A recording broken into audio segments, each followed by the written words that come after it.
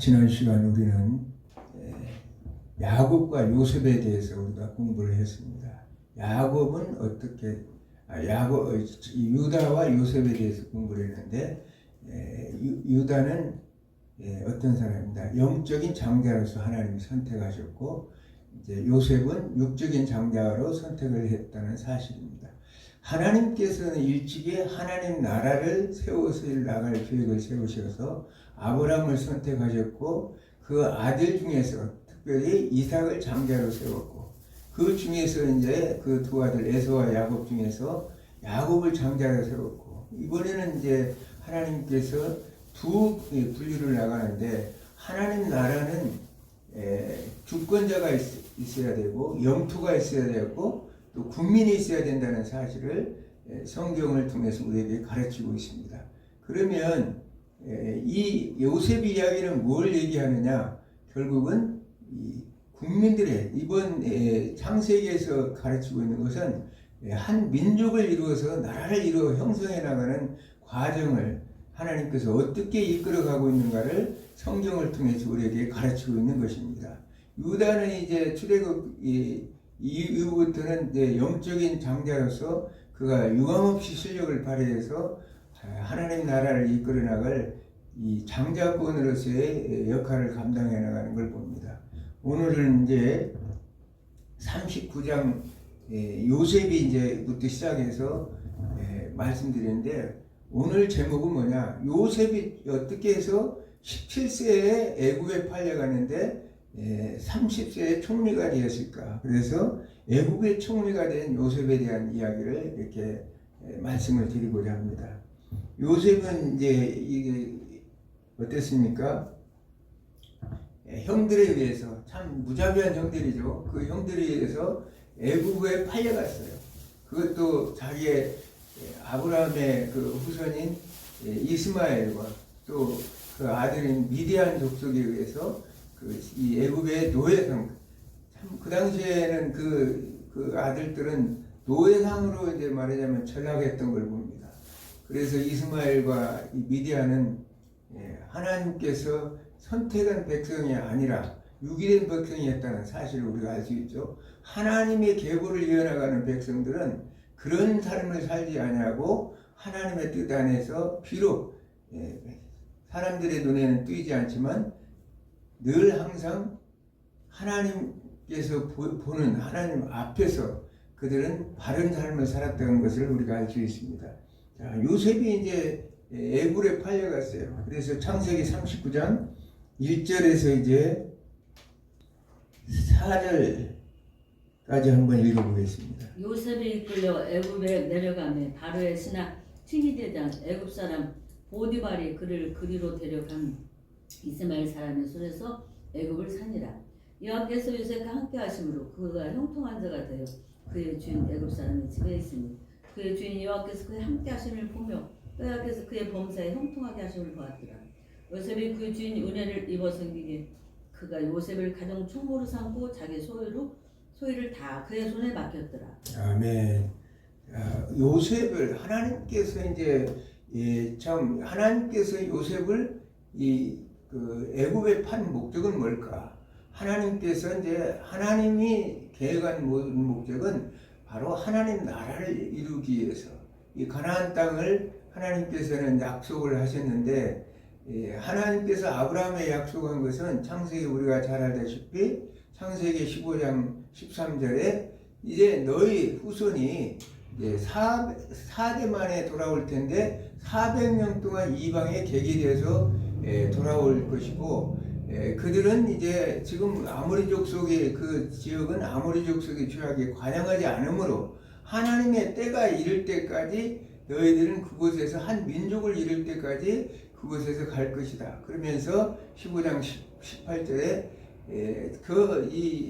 저 유브라데에서부터 애굽 땅 하수까지 모든 그것을 너희 후손들에게 줄 것이라 이렇게 하나님의 언약을 맺으셨죠. 그 언약대로 하나님의 계획대로 지금 하나님의 꿈을 하나하나 이루어 나가기 위해서 어떻게 이 형들이 그렇게 이제 요셉을 그렇게 팔아넘겼을까? 물론 인간들의 그런 악한 그 모습을 통해서 하나님은 자신의 계획을 하나하나 실현해 나가는 것을 봅니다. 그런데 지금 요셉에게 하나님께서 뭐라고 말씀하시냐면 그와 함께하겠다는 이 동사는 전치사인데 에트라는 전치사인데 이것은 하나님이 그와 함께 전치사로 함께하고 하나님의 도움으로 하나님의 도우심으로 이 말씀은 무슨 말이냐 하나님께서 이 요셉의 그 모든 것에 하나님께서 주권적으로 하나님께서 붙잡겠다는 뜻이에요. 하나님이 개입해서 요셉과 함께 들어가서 있다. 그래서 우리가 잘 알다시피 지난날 이제 에녹이 하나님과 동행했다. 동행하다는 할라크라는 그 동사도 보면 가다, 인도하다는 뜻인데 하나님께서 그 에녹과 노아도 똑같아요. 노아도 의인이요 완전하고 하나님과 동행하는 자다 할 때 할라크라는 동사를 쓰는데 그때도 뭐냐면 하나님께서 직접적으로 그와 함께 인도하고 함께 간다는 얘기예요. 그 말은 하나님께서 오늘 요셉과 또 이 에녹이나 노아와 이런 사람들에게 하나님 직접적으로 개입해서 하나님께서 함께 하시겠다는 뜻을 말씀하고 있는 것입니다. 오늘날 우리 주님께서 우리에게 성령을 보내셔서 너희들과 함께 하실 것이라 누가 성령께서 임말레 함께 하실 것이라는 뜻과 같은 뜻이에요. 그러면서 하나님께서는 여기서 형통케 하신다. 하나님이 형통케 하신다는 단어는 찰나으라는 단어. 이거는 에트고 찰나으라는 단어예요. 찰나으라는 단어는 이제 앞으로 나아가다, 발전하다, 번영하다 이런 뜻이 있죠. 그런데 하나님께서 말씀하시는 이 형통이라는 것은 우리가 보통 기복적인 뜻 안에서 많은 사람들은 하나님께서 형통하게 해 주시옵소서. 그것은 우리가 기복주의 시장, 공로주의 또 번영신학에서 우리가 늘 구할 때 쓰는 용어죠. 물론 우리는 이렇게 모든 삶이 형통하고 복되기를 원합니다. 그런데 지금 성경에서 가르치는 지금 형통하라는 뜻은 뭐냐? 하나님의 계획대로서 하나님이 아까 얘기했던 하나님이 인간 속에서 개입하셔서 우리 안에 개입하셔서 하나님의 목적하신 것까지 이끌어가는 것이 형통한 삶이라는 것입니다. 결과적으로 하나님은 우리 안에 하나님께서 우리 안에 들어와 계셔서 오늘 요셉의 안에 들어와서 하나님의 인생을 주권적으로 붙들고 나가서 하나님께서 목적적으로 이끌어 가겠다는 거예요. 지금 요셉은 어디 와 있어요? 지금 애굽에 팔려와 있어요. 그래서 하나님의 요셉이 지금 애굽에 팔려와 있는 이 현실은 하나님께서 요셉을 하나님의 목적된 이제 큰 이스라엘 민족을 이루어서 하나님 나라를 이루시는 그 계획 속에 요셉이 포함되어 있고 요셉은 그 일을 수행하는 자로서 하나님과 함께하고 동행하고 있다는 사실을 성경은 우리에게 말씀하고 있습니다. 즉 형통된 삶이라는 것은 하나님의 주권 아래 그분의 뜻을 이루는 삶이 바로 형통의 삶이라는 사실을 우리가 알 수 있습니다. 여러분들도 2024년을 마무리 짓고 2025년에는 하나님이 함께 하시고 하나님의 형통한 삶이 충만하기를 주님으로 축원합니다. 아멘. 이처럼 하나님의 계획은 우리의 인간의 생각과는 달라요. 왜 그러냐? 우리가 잘 알다시피 민수기 이사야 58장 8절에서 9절 55장 8절에서 9절에 보면 내 인생과 내 갈 길은 너희 생각과 내 생각은 다르고 내 길과 너희 길은 다르다. 하나님이 말씀하시죠. 이사야 55장 8절과 9절. 왜 그러냐? 하늘보다도 땅보다 하늘이 높은 같이 내 생각과 모든 것들은 너희 생각보다 더 나음이기 때문에. 왜냐하면 우리가 하나님의 지금 하시는 일은 우리는 이해할 수가 없어요. 왜냐하면 우리가 유다와 다말의 사건을 통해서 우리가 생각할 때 인간의 윤리적 도덕적인 상황에서는 이해할 수 없었지만 하나님의 뜻을 아까 형통의 축복을 인도하시기 위해서는 유다를 통해서 하나님께서 하나님의 뜻을 이루는 도구로 선택하셨고 사용하시고 앞으로 이끌어 가신다는 사실입니다. 그러면서 우리가 결과적으로 알다시피 하나님의 그 뜻을 이루어서 그 유다의 자손으로 해서 다윗의 후손으로서 메시아가 왔다는 사실을 통해서 우리는 알 수가 있는 것입니다. 그래서 이제 하나님은 하나님의 형통의 축복을 받는 사람들에게는 하나님께서 축복하시는데 여기 3절을 보니까 그의 주인이 여호와께서가 함께 하심을 보며 또 여호와께서 그의 범사의 형통의 하심을 보았더라 하므로 가정총무를 삼았어요. 가정총무를 삼았는데 5절에 보니까 여호와께서 요셉을 위하여 그 애굽 사람의 집에 복을 내리심으로 여호와의 복이 그의 집과 밭에 있는 모든 소유물에 미치니라. 하나님께서 요셉에게 축복을 해주는데 요셉의 축복이 결국은 주변의 모든 요셉에 하는 주변의 모든 사람들까지 그가 일하는 일터의 모든 것까지 형통한 축복을 임하였다고 성경은 말하고 있습니다. 이것이야말로 진정한 축복이죠. 하나님의 백성들이 가는 곳마다 그것이 밝아지고 그것이 좋아지고 그것이 복되게 형통한 축복으로 이어진다면 얼마나 복된 삶이고 또 아름다운 삶입니까? 그러나 그런 과정 속에 또 하나님께서는 시련의 과정을 줘요. 왜? 그 하나님의 계획은 반드시 형통만 있는 것이 아니라는 사실입니다. 그래서 그 안에 이제 그 보디발이 결국은 출장을 간 사이에 그 아내가 용모가 이게 여기 보면 요셉이 용모가 빼어나고 아름다웠다 이렇게 성경에 기록하는 걸로 봐서 아마 인물이 참 출중하게 생겼던가 봐요. 하나님의 선택한 하나님의 백성들이 이 몸매도 참 멋있게 잘 생겼었나 봐요. 그렇기 때문에 이 보디발의 아내가 그게 마음을 뒀어요. 그래서 동침하기를 청했습니다. 어느 날 동침하기를 청해서 요셉이 이제 거절하는 내용이 3장 39장 8절에 보니까 거절하여 이르기를 내 주인이 집의 모든 소유를 간섭하지 아니하고 다 내 손에 위탁하였으나 9절에 보니까 이 모든 것을 다 했지만 나보다 큰 이가 없으며 주인이 아무것도 내게 급하지 아니하였어도 그만 것은 당신뿐이니 당신은 그 아내입니다. 그런데 내가 어찌 큰 악을 행하여 하나님께 죄를 지으니까. 아멘. 이 자체를 보면 뭡니까? 다른 것은 다 내 모든 것을 다 이렇게 허락했지만 바로 당신의 아내만큼은 금하였다 이렇게 말합니다. 그러면서 이제 말씀하시는 걸 더 이 큰 악을 행하여 하나님의 죄를 지으리까. 이 지금 요셉의 입장에서는 그 당시에 고대 사회 오늘날 우리가 그리스 로마 시대를 영화를 통해서 보더라도 보면 그 종들이라는 것은 주인의 하나의 물건과 같은 존재였어요. 그래서 남종들은 주인의 그 놀이객감이었다는 거예요. 오직하면 영화에 보면 이 남종들을 다른 친구들한테 빌려주기까지 할 정도로 그 시대는 그랬다는 거예요. 그래서 요셉의 입장에 보면 그 보디발의 아내의 수청을 거절할 수가 없는 사이였어요. 그런데도 그가 이제 그 당시에 고대 사회 풍습으로 보면 그렇다고 해서 이제 보디발들보다도 더 무서운 사람이 누구였느냐? 바로 하나님이었다.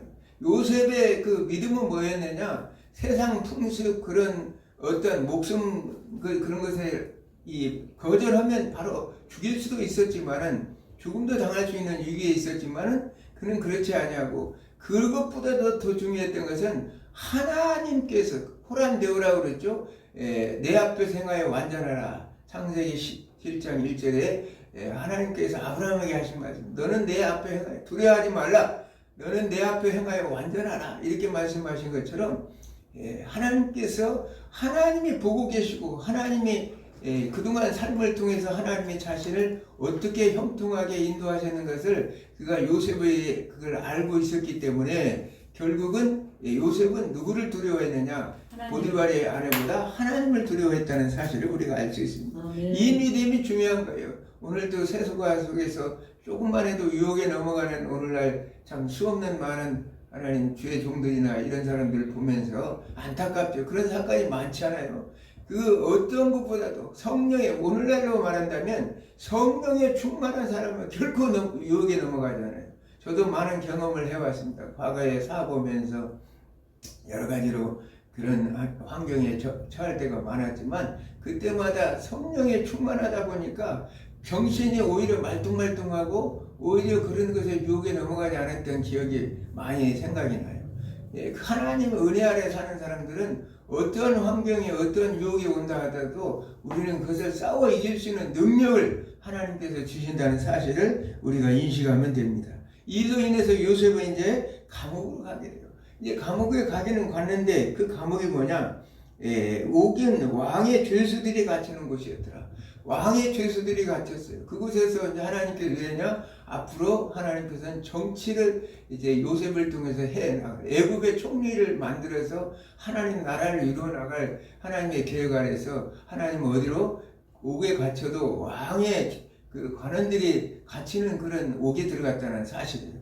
그곳에서 하나님의 그 간수장에도 은혜를 베풀고 그럼으로 인해서 그곳에서 하나님께서는 이제 요셉을 통해서 이제 하나님의 계획을 세워요. 그 당시에 이제 이 요셉이 갔던 이제 애굽은 어떠냐? 힉소스 왕조라고 해요. 우리가 고대 그 이제 많은 사람들은 힉소스 왕조에 대해서 뭐 여러 가지 학자들이 그 연대나 이런 것들이 추정을 많이 하지만 그런 건 의미가 없고 우리가 알아야 되는 것은 어느 몇 년도 무슨 일이 있었느냐가 아니라 하나님께서 그 요셉을 통해서 어떻게 그곳으로 인도했느냐가 중요하죠. 자, 힉소스 왕조는 어떤 왕조냐? 바로 이 요셉과 같은 셈족 계통, 가나안 땅에 있던 셈족 계통에 속해 있던 민족이었습니다. 그래서 하나님의 신의 한 수는 뭐냐? 이 때를 하나님께서 맞춰서 요셉을 가나안 땅으로 보냈다는 거예요. 그들은 똑같은 요셉과 같은 유목민이었어요. 유목민이었기 때문에 그 애굽은 농경이 사회였죠. 농사를 짓는 농경 사회였고 유목민들이 쳐들어와서 애굽 땅을 지배하게 됐다는 거예요. 농사를 지었던 사람들이 그 유목민은 여기서는 이 칼과 창과 말과 전차를 타고 달려와서 싸우는 그들에게 당연할 수가 없었죠. 그 당시만 해도 애굽이 아마 수준이 굉장히 낮았던가 봐요. 그래서 오늘날 영화에 볼 때 애굽은 모세 같은 영화를 보면 전차를 타고 달리는데 그거는 힉소스 민족이 와가지고 그들의 문화를 그들에게 전수를 해줌으로 인해서 그들이 지배하고 있는 동안에 발달해서 애굽의 그런 것들이 굉장히 강성한 나라로 변했는데 이때 하나님께서는 요셉을 보내서 그곳에서 이제 이 그 총리로 가는 길을 인도했던 사실을 봅니다. 그래서 이제 그 간 이유를 우리가 생각해 보면 하나님께서 그들은 농경민이기 때문에 유목민을 굉장히 경멸했다는 사실이에요. 자신들은 보통 그 당시에는 농경사에서부터 문자가 생겨났기 때문에 그 유목민들은 그런 것들이 아무래도 좀 그 지적으로 떨어져 힘으로 오로지 자신들의 그 세상을 향하여 넓게 그렇게 들과 산으로만 돌아다니는 사람들이기 때문에 농경사회라는 문자 발생은 농사를 지어서 그것을 계산하다 보니까 결국은 숫자가 발생되고 그래서 문자가 발생됐죠. 숫자부터 생겨서 이제 문자가 발달을 했다고 하죠. 그런 것처럼 지금 이 하나님께서는 그 유목민들은 농경민들은 유목민을 경멸했다는 거예요. 경멸했다는 얘기는 분리한다는 사실이에요. 그래서 이 나중에 이제 이스라엘의 그 자손들이 70인이 식솔이 왔을 때 고산 땅에 가 있을 때도 어떻게 해요? 그곳에 가서 이제 분리됐어요. 왜냐하면 그 하나님께서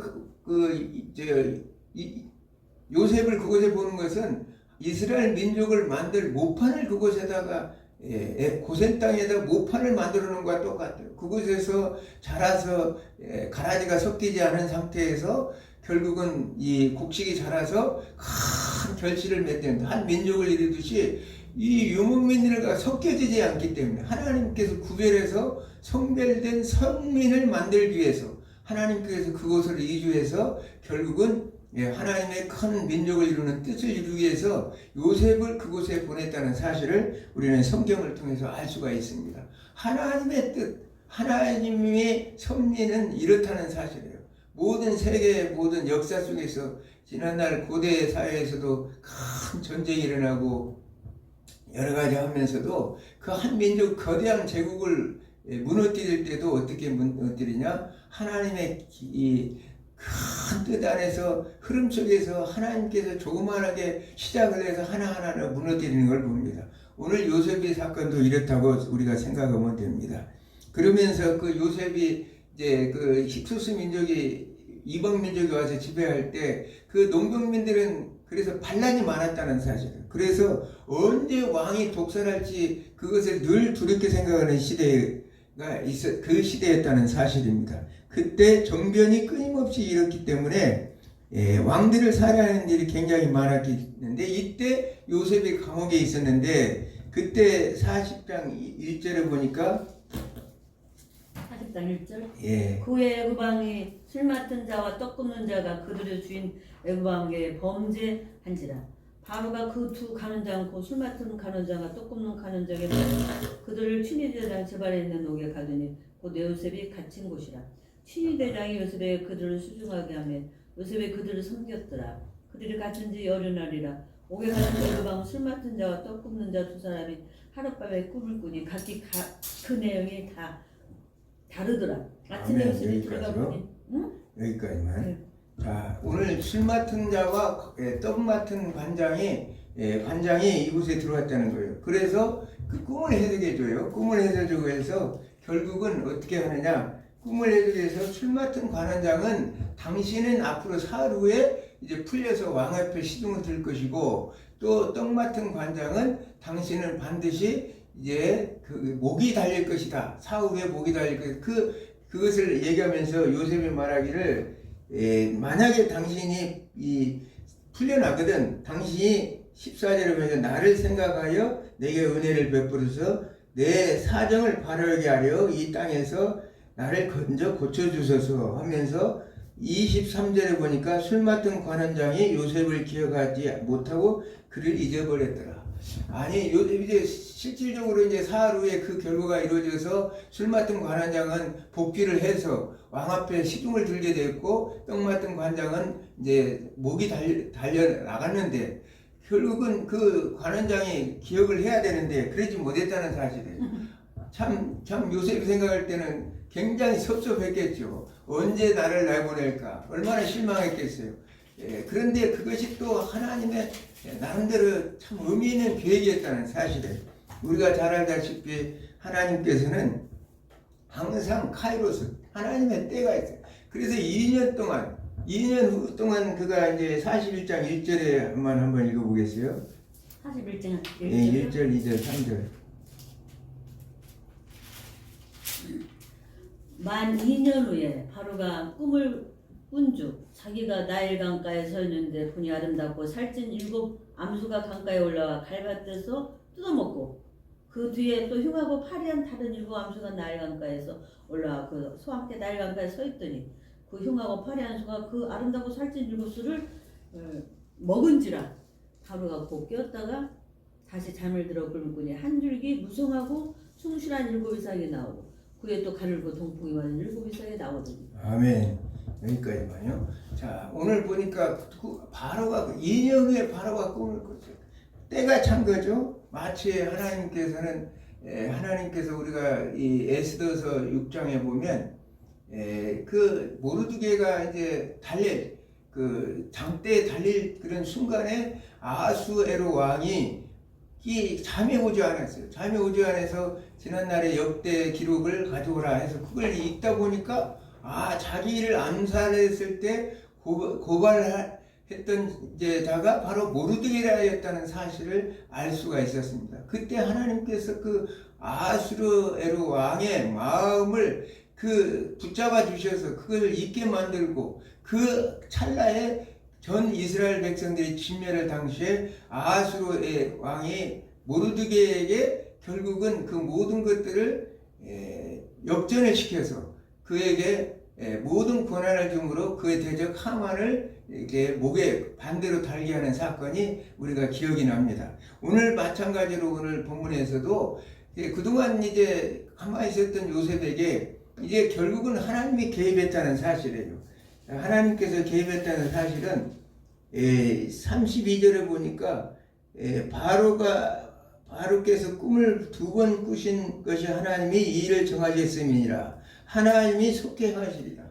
그 얘기는 하나님의 계획 속에서 이제 이 살찐 암소와 이 메마른 그 암소가 있고 또 7 풍성한 열매와 이 마른 이 곡식 열매가 맺혀 있는데 그것을 뭘 암시하느냐 말하자면 결국은 7회 풍년과 7회 흉년을 이제 암시하고 있다는 사실. 그래서 그 꿈을 그 애굽의 모든 술사들에게 다 그 모든 애굽의 모든 이 학식 있는 자들에게 물어봐도 그 꿈을 해석할 사람은 없었다는 거예요. 그래서 요셉을 불러서 꿈을 해석했는데 이 모든 일은 하나님께서 계획하셨다는 사실을 오늘 요셉의 고백을 통해서 알죠. 2번을 연거푸 꾸었다는 얘기는 바로 하나님께서 여러분들도 혹시라도 꿈을 꿀 때 2번 그런 꿈이 계속 나오면 이건 하나님의 뜻인가 보다 이렇게 생각하면 돼요. 개꿈이 아니라 이건 하나님의 큰 뜻이 있는가 보다 생각하시고 여러분들도 그것을 한번 실천해 보시면 될 것입니다. 오늘 이렇게 이 요셉은 그럼으로 인해서 그 꿈을 해석했어요. 그 꿈을 해석 이것은 7의 풍년이고 7의 흉년에 대한 꿈입니다. 그러면서 이제 요셉에게 말하면서 41절에 보니까 41절부터 42절, 43절에 한번 보겠습니다. 바로가 또 요셉에게 이르되 내가 너를 애굽 온 땅의 총리가 되게 하노라 하고 자기 인장 반지를 빼어 요셉의 손에 끼우고 그에게 세마포 옷을 입히고 금사슬을 목에 걸고 자기에게 있는 버금술에 그를 태우며 무리가 그 앞에서 소리 지르기를 엎드리라 하더라. 바로가 그에게 애굽 전국의 총리로 다스리게 했더라. 아멘.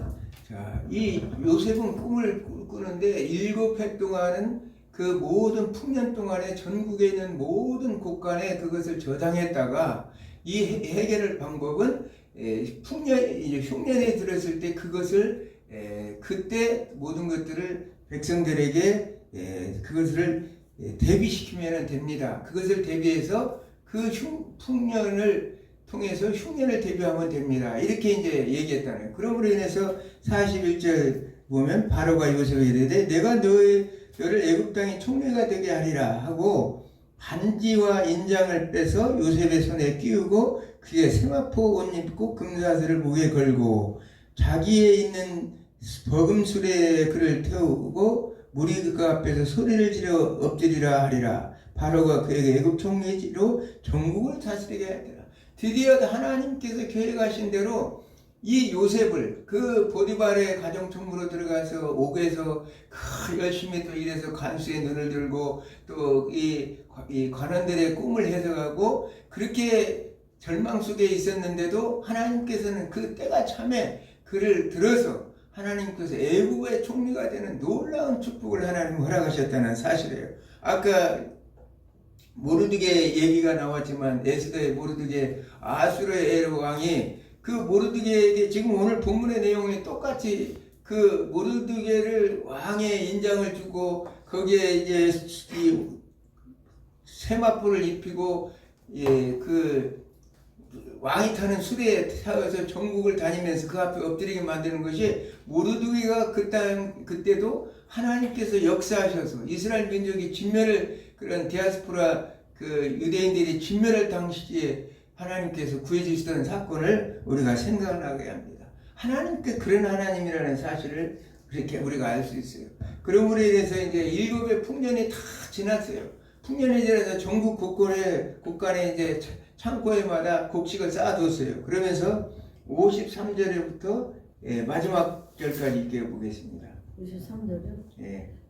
애굽 땅 7의 풍년이 그치고 요셉이 말과 같이 7의 흉년이 들기 시작하며 각국에 기근이 있으니 애굽 온 땅에는 먹을 것이 있더니 애굽 온 땅에 굶주리는 백성이 바로에게 비주서 양수를 구하는지라 바로가 애굽 모든 박사에게 요셉에게 가서 그가 너에게 이르는 대로 하라니 온 증인의 기근이 있으니 요셉이 모든 상고를 여고 애굽 백성에게 팔세 애굽 땅에 기근이 심하며 각국 백성도 양식을 사려고 애굽으로 들어와 요셉에게 이르렀으니 기근이 온 세상에 심하였더라.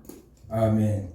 자, 이제 7년 흉년이 됨으로 인해서 온 땅에 먹을 것이 없어졌다는 사실입니다. 그러므로 인해서 자, 요셉은 어떻게 했어요? 그것을 다 준비해 놨기 때문에 걱정이 없죠. 온 지면에 기근이 있을 때 요셉이 모든 창고를 열고 애굽 백성에게 8세 애굽 땅에 기근이 심하며 각 백성도 양식을 사려고 애굽으로 들어와 요셉에게 이르렀으니 기근이 온 세상에 심하였더라. 자, 여기만 지금 이 애굽 땅에만 기근이 심한 게 아니라 고대 근동사회 전체가 심했다는 사실이에요. 그러므로 해서 42장 1절과 2절, 3절을 한번 그때 야곱이 애굽에 곡식이 있음을 보고 아들들에게 이르되 너희는 어째 서로 바라보고만 있냐. 야곱이 또 이르되 내가 들은즉 저 애굽에 곡식이 있다니 너희는 그리로 가서 거기서 우리를 위하여 사오라. 그러면 우리가 살고 죽지 아니하며 요셉이 형 10사람이 애굽에서 곡식을 사려고 내려갔습니다. 아멘.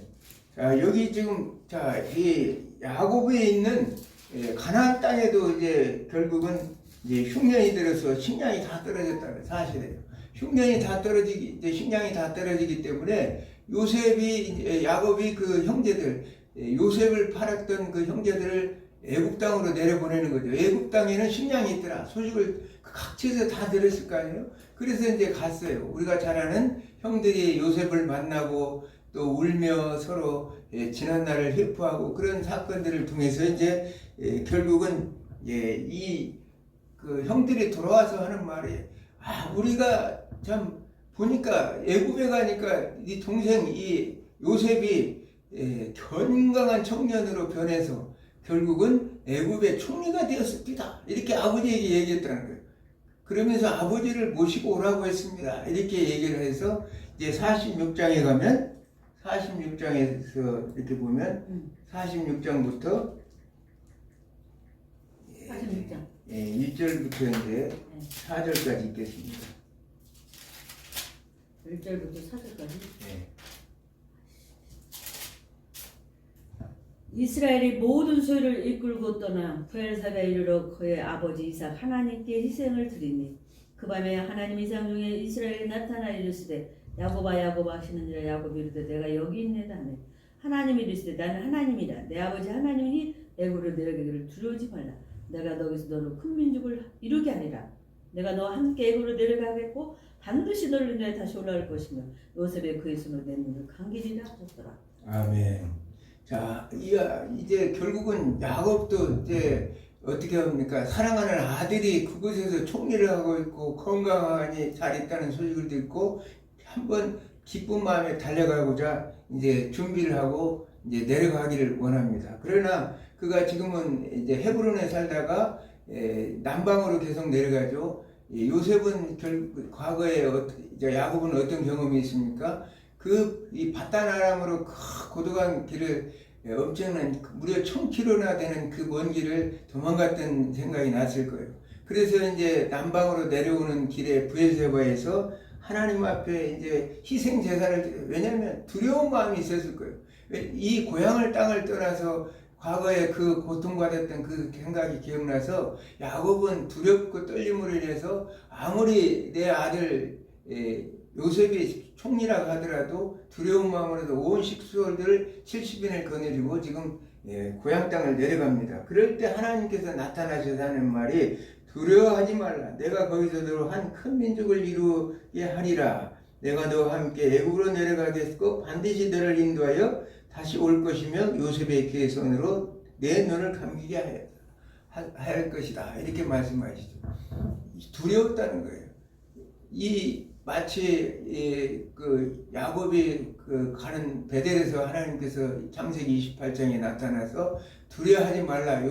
야곱아, 내가 너와 함께 하겠고 너를 반드시 이 고향 땅 이곳으로 다시 너를 돌아오게 할 것이다 하는 하나님의 말씀처럼 그 당시에도 뭐라고 말씀하십니까? 큰 민족을 이룰 거라고 말씀하시죠. 오늘 또 본문에 말씀하는 것은 네가 가는 곳은 지금 이곳에서 아까 제가 말씀드려서 이 고센 땅은 앞으로 있을 애굽 땅에 너희 가족이 모판이 되어서 큰 민족을 이루어서 큰 나라를 이루어서 나올 것이라고 성경에 하나님의 말씀대로 하나님의 뜻을 이루는 그런 내용을 오늘 본문에 기록하고 있습니다. 그러면서 46장 29절과 30절 읽어보겠습니다.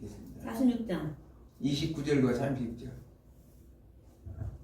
요셉이 그의 수레를 갖추고 고센으로 올라가서 그의 아버지 이스라엘을 맞으며 그에게 보이고 그의 목을 어금하고 안고 얼마 동안을 이스라엘이 요셉에게 이르되 내가 지금까지 살아있고 내 얼굴을 봤으니 지금 죽어도 족하도다.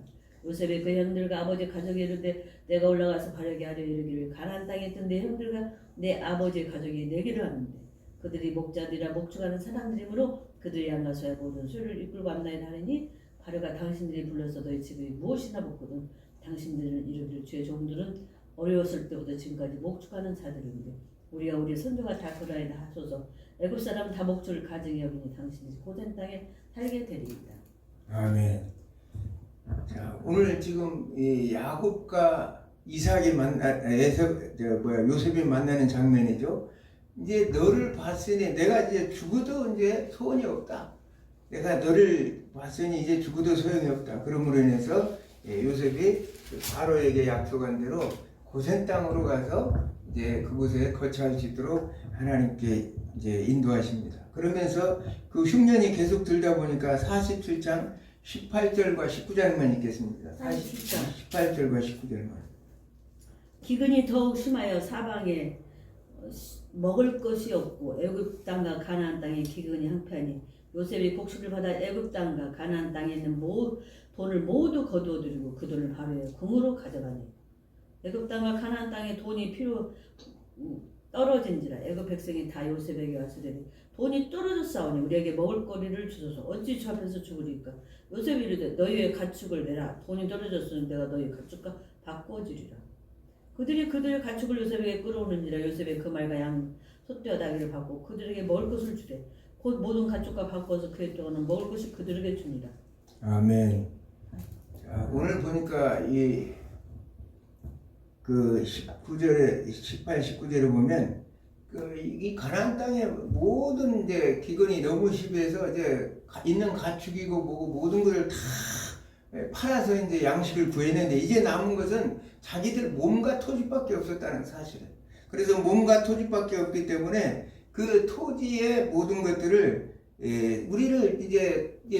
우리를 토지를 사서 결국은 양식을 주십시오. 우리가 당신들의 종이 되겠습니다.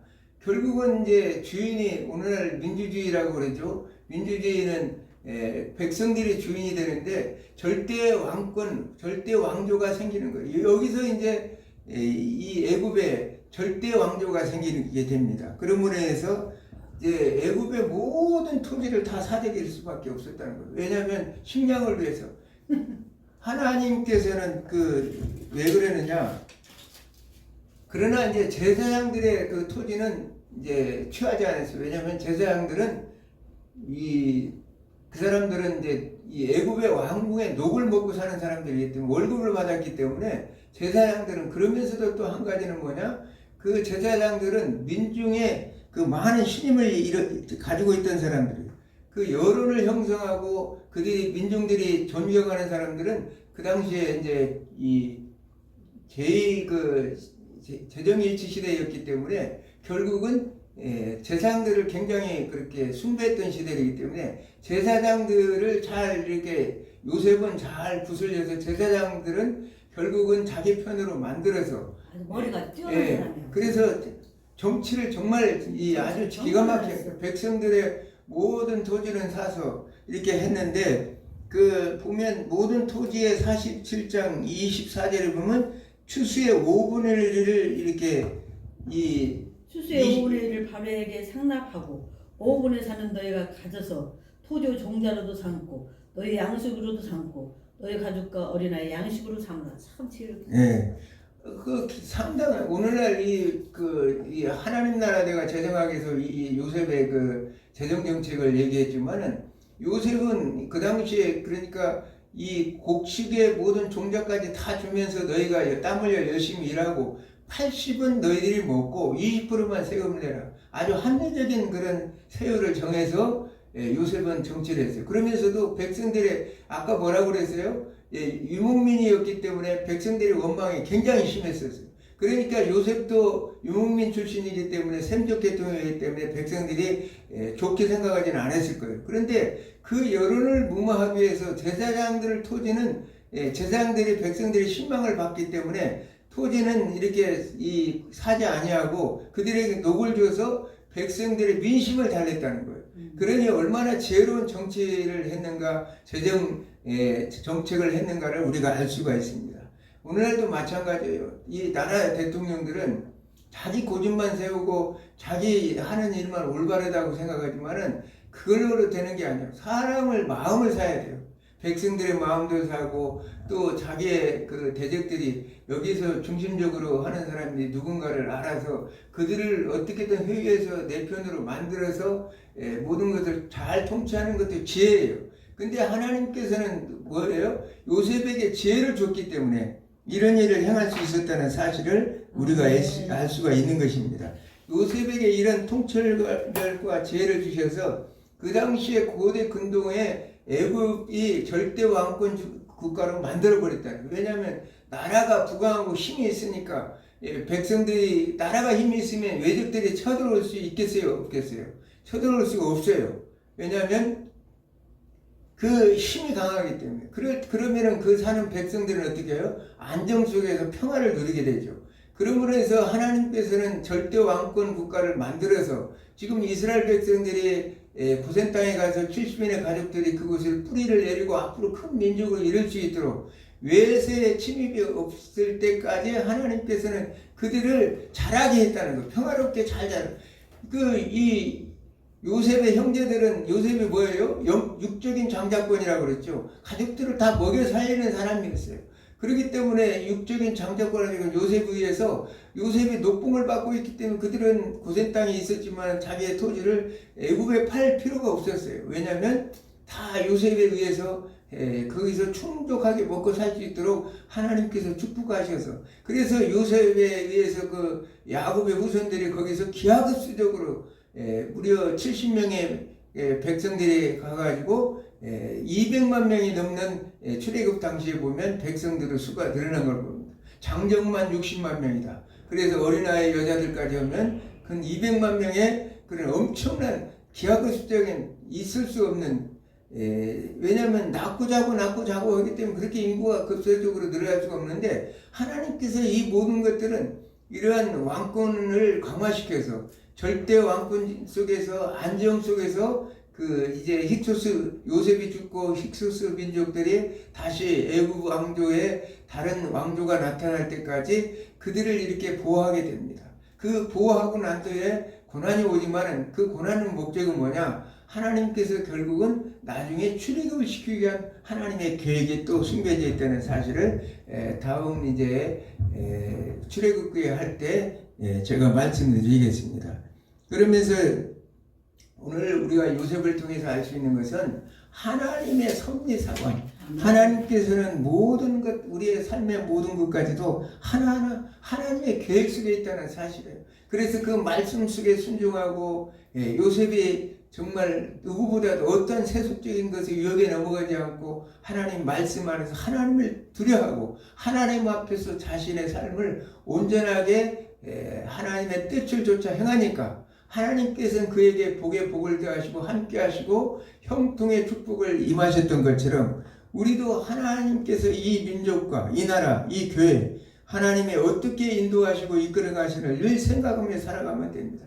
지금 나라는 굉장히 흉흉합니다. 어렵습니다. 그러냐 우리가 한 가지 우리가 안심할 수 있는 건 하나님께서 이 민족을 붙잡고 계신다는 사실이에요. 여러분들의 기도와 여러분들의 정말 하나님의 간구하는 기도를 들으시고 하나님께 이 민족을 붙드시고 우리가 하나님의 뜻 앞에서 바르게 앞으로 나갈 때 이 민족은 반드시 이 혼란기를 거쳐서 이제 다시 한번 평화로운 이 나라 이 민족이 되고 하나님 나라가 확장되고 하나님 앞에 영광 돌리는 나라가 될 것입니다. 이제 내일은 크리스마스죠. 하나님께서 여러분들의 삶에 기쁘게 오신 주님께서 우리가 찬송을 부르면서 하나님 앞에 영광 돌리는 하루가 되기를 주님으로 축원합니다. 기도합니다.